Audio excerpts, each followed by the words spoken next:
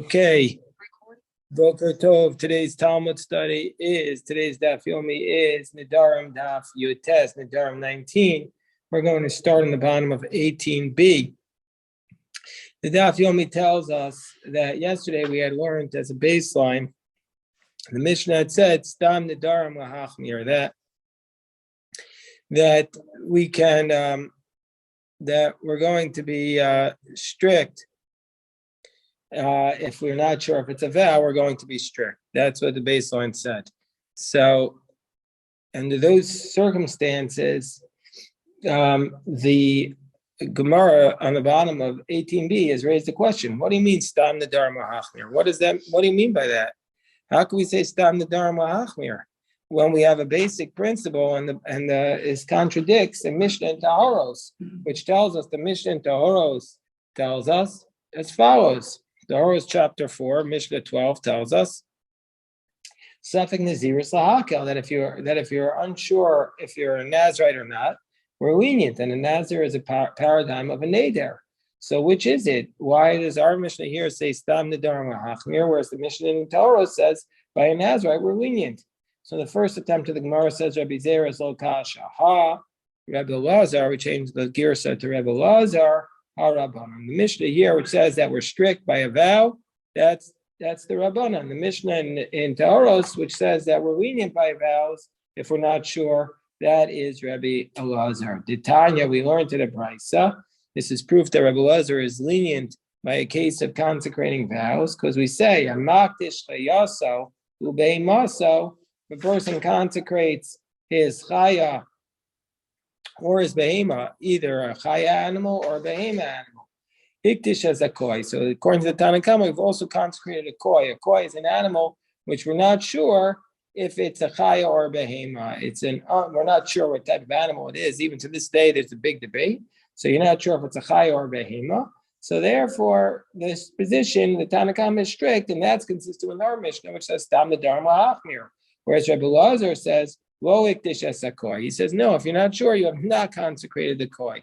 So the Gemara says, Man da amar mimono ma'ayo esfeka gufonami ma'ayo. So according to the position of the Tanna Kama, who says that in a case where you're not sure, we're going to assume mimono, that his money is consecrated, and his body also is consecrated. So if he makes a vow about himself, we're going to assume he's also consecrated, and he would be a Nazirite out of a doubt.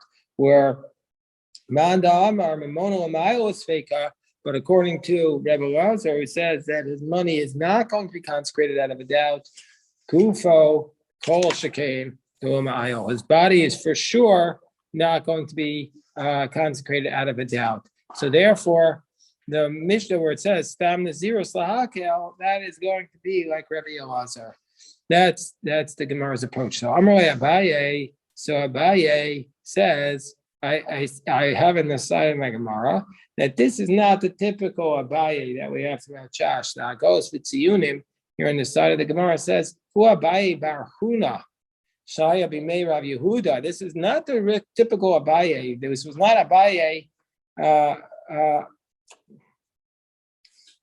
we typically know. This is a different Abaye. Okay, so it says Abaye, B'mayu Kimta. What are we referring to here?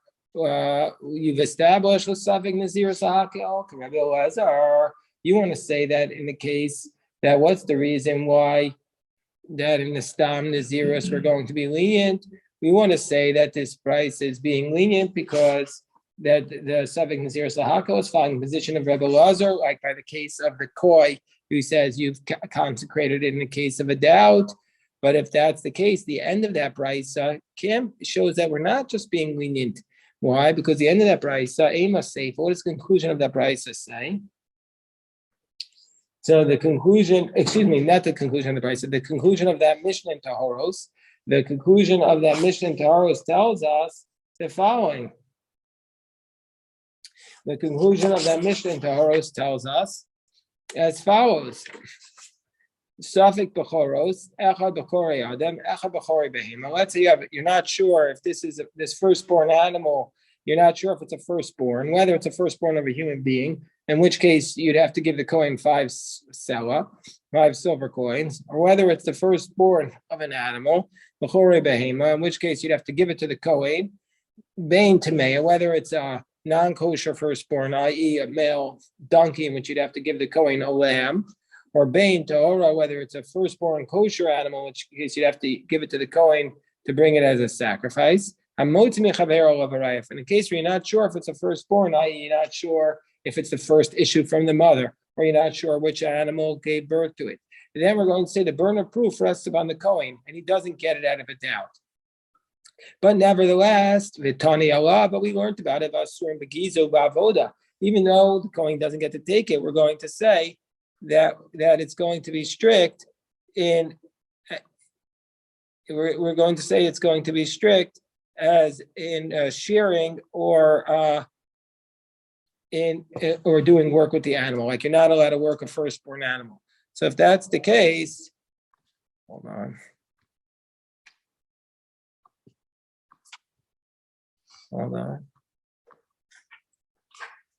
So if that's the case, you know how to work a firstborn animal. So if that's the case, we see he's going to be strict. And if Rebbe Elazar had been the one who says we're lenient by stuffing the zero sahaka, if that was the position of Rebbe Elazar, then he should also be lenient here by the shearing and the service. So the Gemara responds to Abaye. Rabbi Zera responds to Abaye. Amarle, Rabbi Zera responds, Amai kamadamis, you can't compare Kedusha Haba Me'alel, Kedusha Haba B'dei Adam. It makes sense why he's lenient by a Nazarite, but he's strict by the consecration of the firstborn, because the consecration of the firstborn, the consecration came Me'alel, came from God, and so therefore it makes sense to be strict. Whereas by the Nazarite, he consecrated it on his own, and so therefore it makes sense to be lenient. So says the Gemara, Eli Kasha Ha Kasha. But says the Gemara, if it will be difficult against Rabbi Zera's position, again, what did Rabbi Zera say? Rabbi Zera says that the Mishnah in Taoros, which says we're lenient by a Nazarite, that's Rabbi Elazar, and our Mishnah here, which says we're strict by a vow, is the Rabban. And if you want to challenge Rabbi Zera's answer, challenge it from the following. From the following brisa. The brisa says, Safek mashkin, if you have a liquid and we're not sure if it's tamei or not, Safek meaning to say you're not sure if, let's say, a tamei stick landed on it, or you're not sure if it's tamei person touched it. So if we're not sure if it's tamei, Safek mashkin we tamei, we're going to say it's tamei. But letamei acherim tahor. But to make others tamei, we're going to say it's tahor. And now, for an item itself to become tamei, that's biblical, that a liquid can become tamei, but that it can make others tamei, that's rabbinic. So when it comes to itself, we're going to be strict. When it comes to others, we're going to be lenient. That's the position of Rabbi Meir, Divrei Rabbi Meir. V'cheina Rabbi Elazar Omer, and Kidvar, and Rabbi Elazar was strict. So we see Rabbi Elazar, by a case of the liquid becoming tamei, he himself is strict and not lenient. So the Gemara says, but wait, umisvirle. So the Gemara says, so basically it's a question on Rabbi Zera. The Gemara says, umisvirle Rabbi Elazar utame tamei. Does Rabbi Elazar really say that it is that the liquid itself out of a doubt will become tamei? But Tanya, we have a brisa. It says Rabbi Elazar Omer ein tumas mashkin kol ikar. That biblically speaking, the liquids are not tamei. So therefore, we're being strict even in a lenient case, even in a rabbinic case. And Teidah Sharei Yossi ben Yoezer Ish Tzreida Al Ayal Kamsa Dachan Hamashkem Beit Mitbachaya Dachan. That Rabbi Yossi ben Yoezer Ish Tzreida testified about an Ayal Kamsa. It's a type of locust that it's kosher. Okay, and all that's not relevant to us, but on mashkem beis mitbachaya, but also the liquids in the temple. Now the liquids in the temple, if we're not sure if it's tamei, he said that that they're going to be tahor, because in the temple we don't apply rabbinic tumah because we don't want to increase prohibited items in the temple because it's sacred items. So therefore he testified that it's tahor and not tamei. So we see Rebbe Elazar says in case of liquids that it's tahor, and still he's being strict in the case of Safek Tuma. And so we see from here Rebbe Lazar is contradicting himself before, because earlier we had said Rebbe Lazar is saying that a Safek about Kachim is going to be lenient, and here he's being strict. So the Gemara says, it makes sense according to Shmuel. It says, yeah, the liquid itself will become tamei, but when it says it's pure, it means it does make others tamei. But it itself is tamei. Fine. So there you could say Rebbe Lazar is lenient by biblical. Rebbe Lazar is going to be strict by biblical tuma in general. Yesh ben Shapir, El Rav Amar Dacham Mamash, but according to Rav, who said that it's actually tahor, Ma'ikal Meimar, what would we say under these circumstances? According to Rav, who says that it's actually tahor, what would he say under these circumstances? So therefore, according to Rav, who says that Yossi ben Elazar's testimony that the liquids of the basement chaya are actually tahor completely, and they don't even have tumah of themselves, because the tumah itself is rabbinic, and so therefore the liquids are not become tamai. How are we going to answer Rabbi Zera's question? Because if the Mishnah that says Safek Nazaris is lenient is indeed the position of Rebbe Lazar, and so therefore he says, we see from here that Rebbe Lazar is of the position that even by a biblical doubt we're going to be lenient. So therefore, why in the case of the Safek Tumas Mashkim, which is rabbinic, why are we going to be strict? And so therefore, you see, as a result of this question, now we can't say that the Mishnah Tahoros is the position of Rebbe Lazar, because the Mishnah Tahoros is lenient by the case of a Nazir. And so therefore, we can't explain the contradiction between our Mishnah here, which says you're strict by a Neder, and Mishnah Tahoros says you're lenient by a Neder, saying the Mishnah here is Tanakam and the Mishnah Tahoros is Rebbe Lazar. So therefore, how are we going to explain the contradiction between the two Mishnayos? So the Gemara says, Ela ha Rabbi Yehuda ha Rabbi Shimon. So we have to say, our Mishnah here, which says you're strict by a neder, that's the position of Rabbi Shimon. Whereas the Mishnah in Taurus, which says you're lenient, that's the position of Rabbi Yehuda. The Tanya, Hareini Nazir, a person says, we learned this in the Brisa from the Tosefta from Nazir. If a person says, behold, I am a Nazirite, in Yesh, Bekriya Zeh, Meyakur, it says, behold, I'm a Nazirite. If this pile of grain has in it, he's looking at a pile of grain, and he says, if this pile of grain has 100 kur, then I'll be a Nazirite. And then what happens? But then he shows up and the pile of grain is gone. You can't measure it. So Rabbi Yehuda is mati. Rabbi Yehuda says we're going to be lenient there, because you can't prove that he's a Nazirite. Whereas Rabbi Shimon Oser. Rabbi Shimon says, no, you're strict, you're a Nazirite. So it makes sense to say Rabbi Shimon is like our Mishnah, and Rabbi Yehuda is like the Mishnah in Tahoros. So that's the Gemara's answer to the question. So the Gemara says, but wait, the Rami, the Rabbi Yehuda, you're saying Rabbi Yehuda is lenient by a Safek Nazir, by a doubt about a vow, from that case of the bushel, but we have a contradiction between Rabbi Yehuda and Rabbi Yehuda. Miyama Rabbi Yehuda loma ayal inish nafshi l'smeika. Does Rabbi Yehuda really say that out of a doubt, the person will not himself be consecrated? V'raminu Rabbi Yehuda omer.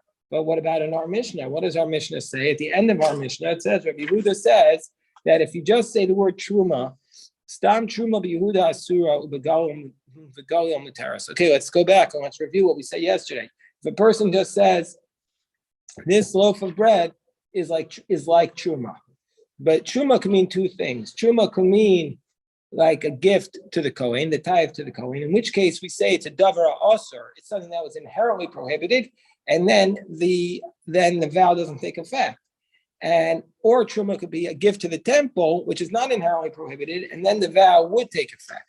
So if a person says, Rabbi Yehuda says in our Mishnah that stam truma b'Yehuda is going to be, Rabbi Yehuda says stam truma b'Yehuda. If you just say this is truma, if you're in Judah, where we're going to say it's asura.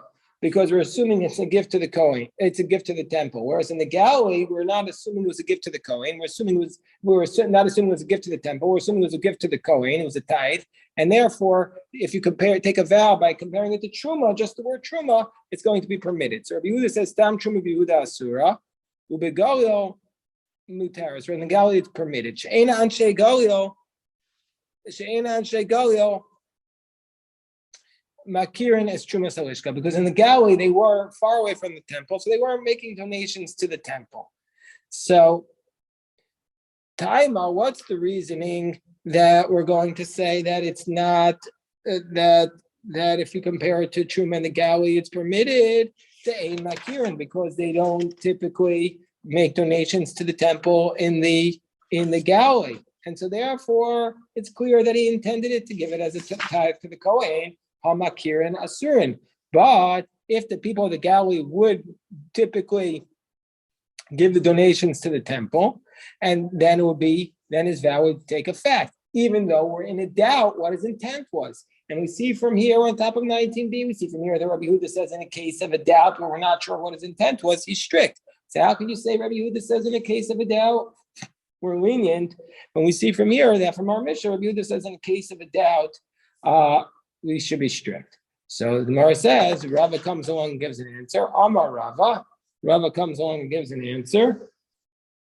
Or Ella Amar Rava. So Rava says, Gabe Kri Kasavar, when it comes to the pile, where a person says, I'm a Nazarite, if this pile is 100 kur, and there, what's the reason why Rabbi Yehuda is lenient? Kasavar Kosha Sveiko Chamor Mevadai Ayal Navshel Sveika. In that case, where the case where you're not sure it's actually more severe than if you were sure. Then a person will not go into the doubt. So what does that mean? It means if the doubt will take effect, then it'll actually be more strict than if it will be a certain vow. So then a person will not have put himself into this doubt. And then under those circumstances, we're going to say he would certainly not want the doubt to take effect. And so therefore, by a Nazarite, Rabbi Yehuda would say we're lenient. Why?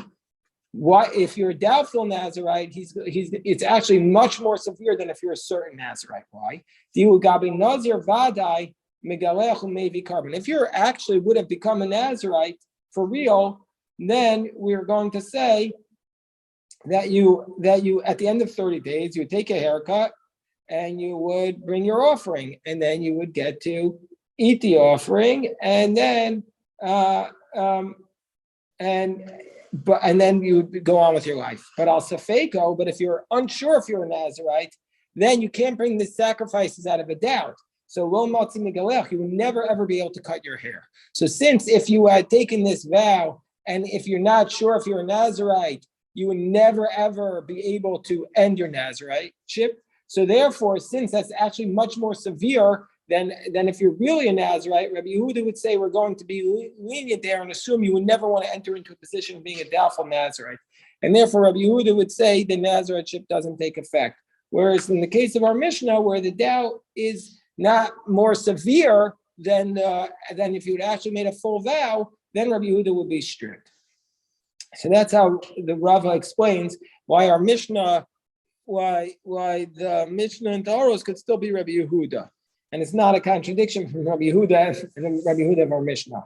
So the Gemara says, Amarle Rav Huna Bar Yehuda Rava. So Rav Huna Bar Yehuda challenges Rava. He says, Amar Hareini Nazir La'olam. Let's say the person would say, I'm a Nazirite forever. In the case of the 100 cores, he said, if this is a Nazirite, if there are 100 cores here, then I'll be a Nazirite forever. Which clearly it's the exact same as if he had done a doubtful Nazirite, because the Nazirite-ship is never going to end. So what would the law there be? Rabbi Yehuda, under that case, should be strict and say you're a Nazirite, but it doesn't say that he's strict. So Amarle, so no. Rava responds, Nazir la'olam nami sveiko chamer mivadin. No, that's also a case. Even if he says I'm going to be Nazirite forever, That's also a case where a doubtful Nazir is stricter than a certain Nazir. Why? Because if he was a certain Nazir, there's a leniency about somebody who's a Nazirite. Because Hichbit Saro, that if his hair became too heavy for him, make al he's allowed to shave it off. It's a rule of a Nazirite. It's not a well-known law. The Nazirite, you're not allowed to cut your hair, but if your hair becomes too heavy for you, you could cut it. Well, maybe sholish behemos, and then you could, in order to cut your hair, you could bring the 3 animals as an offering. Sveko, but if he would be a doubtful Nazirite, well, he wouldn't be allowed to do that. So therefore, that's still a case where the certain Nazirite is going to be stricter than the doubtful Nazirite. So the Gemara says, yeah, but Rav Huna Bar Yehuda challenges, what if he says, Hareini Nazir Shimshon Mai? So let's say he says, I'm going to be a Nazirite like Shimshon.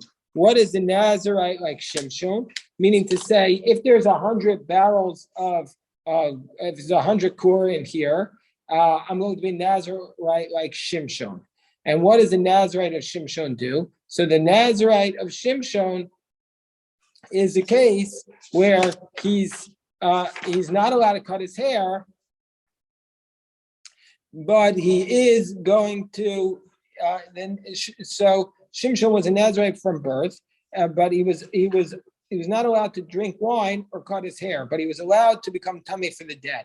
So if he says that behold, I'm a Nazirite like Shimshon, then we're going to say, would he agree under these circumstances that it be a Nazir out of a doubt? Because then we're going to say under those circumstances, it's not more stringent, the suffix than the vadai, because he's never allowed to cut his hair under those circumstances, the Nazirite of Shimshon. So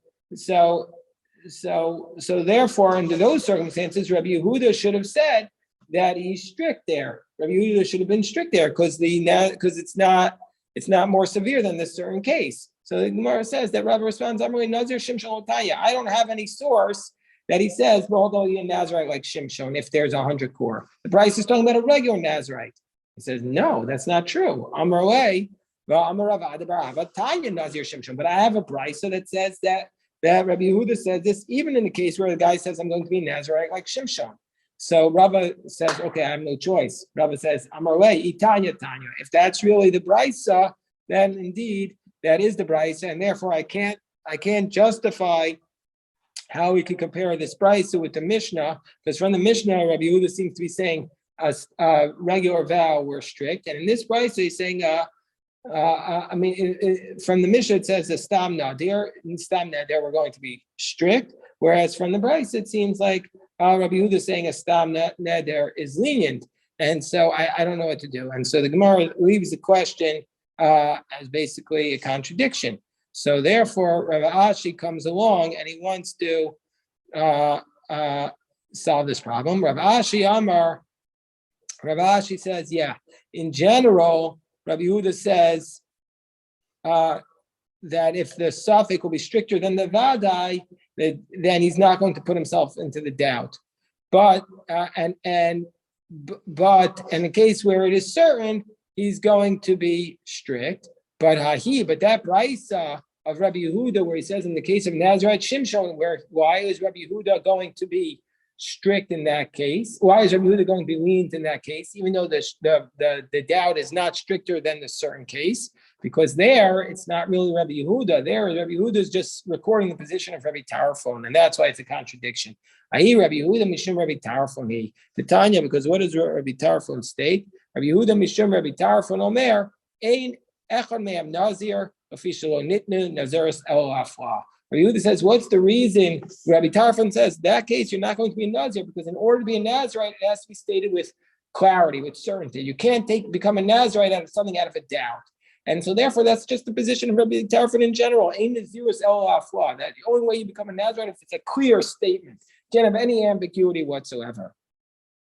So the Gemara says, if that's the case, then why does the Brisa say he's only not a Nazirite? If it was stolen, even the whole question itself was set out of a doubt. So the Gemara says, yeah, that's true. Rabbi Tarfon would say, even in the case if it wasn't stolen, he would still not be a Nazirite. But what's the reason why the Brisa says in that case that the case of where it's stolen is to tell us the case of Rabbi Shimon, the strength of Rabbi Shimon's position. The afagav the nignav osha avad kasavar mayo inish nav shelasafik. He says even if it was stolen or lost, Rabbi Shimon would say that you intended by the vow to be a Nazirite, and he's going to be strict under those circumstances. So the Gemara works out actually very nicely. So the Gemara says, but let's go back to that question. Whereas Rabbi Yehuda said, if you make a stam statement about Truma, if you're in Judah, we're going to say that that it's going to be prohibited upon you. It's going to be a vow, because we assume that you intended to give it to the temple, whereas in the Galilee it's permitted, because the people of the Galilee don't make donations to the temple; they made it as a gift to the Kohen. So that would imply Hamakirin. But if the people of the Galilee would be making gifts to the temple, Asurin, out of a doubt, it would be prohibited. Almas Feiko Chumra. We see from here that out of a doubt, Rabbi Yehuda says to be strict. But what about the next clause? Amos Seifa. What about the next clause, which says Stam Charamim BeYehuda Mutarim, where it says the next clause says that if you say Cherem, which could either be a gift to the temple, in which case it would be a vow that would be prohibited upon yourself, or it could be a gift to the Kohen, which is something that's just allowed in general. We see that the statement says if you just say Cherem, if it's in Judah, where there are a lot of Kohanim, we're going to say it's permitted. In the Galilee, we're going to say Asurin. Sheinan She Galil Makirin Aschar Mea Kohanim, because the people of the Galilee don't recognize the Charamim of the Kohanim. Hamakirin, but if they do recognize them, we would say it would be permitted. Almas Feiko Akua. We see from here that as a doubt, we're going to be lenient. So this contradicts it. So Amar Abaye Seifa, so he says, the last line of the Mishnah is not Rabbi Yehuda. The last line of the Mishnah is Rabbi Elazar bar Tzadok, who says that's Feiko Akua. When there's a doubt whether or not the neder is valid, it's going to be the position of Rabbi Elazar bar Tzadok, who argues with Rabbi Yehuda. The Tanya Rabbi Yehuda Omer Stam Truma BeYehuda Asura, whereas Rabbi Elazar bar Tzadok says Stam Charamim Begalal Asurin. So it's very clear that's the position of Rabbi Elazar bar Tzadok, who says that if we're not sure in the Galilee, we're going to be strict. And so we see from here, but the Stam Truma BeYehuda is the position of Rabbi Yehuda, and so that's how the Gemara says that the last line of the Mishnah reflects the position of Rabbi Elazar bar Tzadok. I'd like to just hold on one second, my friends. We'll stop the recording. I'm going to tell everybody that